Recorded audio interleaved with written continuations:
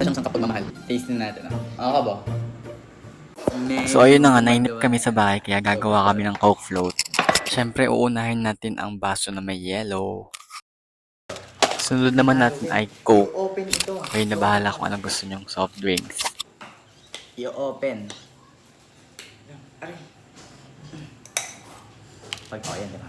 Bang!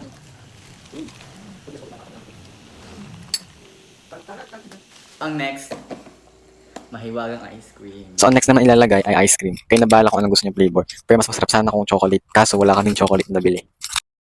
Sa'yo, keso lang. Sayang chocolate sana yung anak dito. Wala chocolate? Ay, chocolate! Ay, chocolate! Chocolate! Oo, avocado pinili mo. Sabi mo avocado, di mo natitikman. Masarap may avocado. Lumos? Peace. Ano, ganda. A few moments later. So guys, i-taste natin. Ako ba? Ang sarap. Ang sarap talaga. So very like. Masarap sa ice cream guys pag nilagyan yung chocolate. Pero pwede naman to guys. Siyempre kakain tayo. Wop.